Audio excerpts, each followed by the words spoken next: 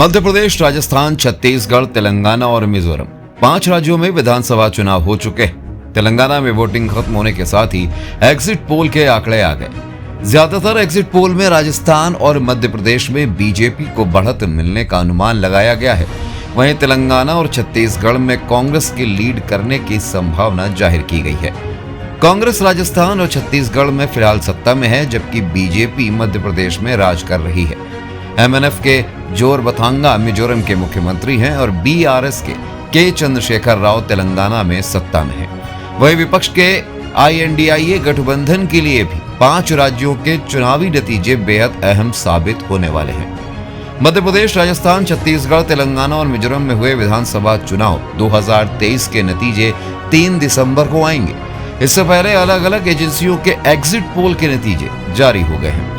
मध्य प्रदेश की अगर बात करें तो आधे एग्जिट पोल में बीजेपी को बहुमत, तो वहीं आधे में कांग्रेस और बीजेपी के बीच कांटे की टक्कर की संभावना जताई गई है। न्यूज 24 टुडेज चाणक्य के एग्जिट पोल में कांग्रेस और बीजेपी की सीटों के बीच अच्छे खासे गैप का अनुमान जताया गया है। इसके मुताबिक मध्य प्रदेश में बीजेपी को 151 और कांग्रेस को 74 और अन्य को 5 सीटें मिलने के आसार हैं। वहीं इंडिया टुडे माई एक्सिस ने बीजेपी को 140, 162 और कांग्रेस को 68 से 90 सीटें मिलने का अनुमान जताया है। वहीं राजस्थान के अधिकतर एग्जिट पोल में बीजेपी को बहुमत के आसार जताए गए हैं, लेकिन TV9 पोल स्टार के एग्जिट पोल में बीजेपी को 100 से 110 और कांग्रेस को 90 से 100 और अन्य को 2 सीटें मिलने का अनुमान है। वहीं टाइम्स नाउ ETG ने कांग्रेस को 56 से 72 और बीजेपी को 108 से 128 तथा अन्य को 13 से 21 सीटें मिलने की संभावना जताई है। वहीं अगर बात की जाए छत्तीसगढ़ की, तो अधिकतर एग्जिट पोल कांग्रेस की सरकार बनाते दिखाई दे रहे हैं। न्यूज 24 टुडेज चाणक्य के एग्जिट पोल में बीजेपी को 33 और कांग्रेस को 57, वहीं अन्य को 0 सीटें यानी बहुमत 46 सीटें के पार पहुंचने की संभावना जताई गई है। वहीं टाइम्स नाउ ETG ने बीजेपी को 32 से 40 और कांग्रेस को 48 से 56 और अन्य को 2 से 4 सीटें मिलने का अनुमान जताया है। वहीं तेलंगाना की अगर बात की जाए तो एग्जिट पोल में यहां कांग्रेस प्लस को सबसे ज्यादा सीटें मिलने का अनुमान जताया गया है।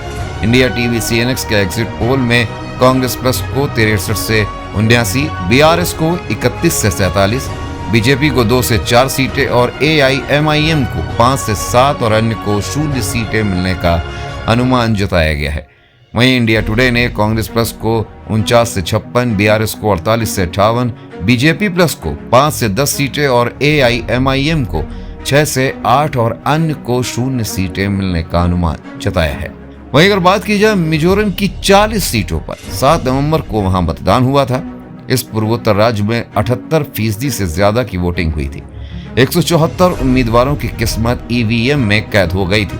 वहीं मेट्राइज ने अपने सर्वे में दावा किया है कि मिजोरम में मिजोरम नेशनल फ्रंट यानी MNF को 17 से 22 सीटें मिल सकती हैं।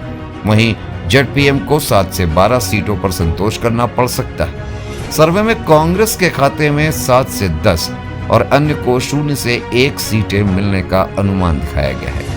वहीं ETG सर्वे के अनुमान के मुताबिक मिजोरम में MNF को 14 से 18, JPM को 10 से 14, कांग्रेस को 9 से 13 और अन्य को 0 सीटें मिलने का अनुमान है।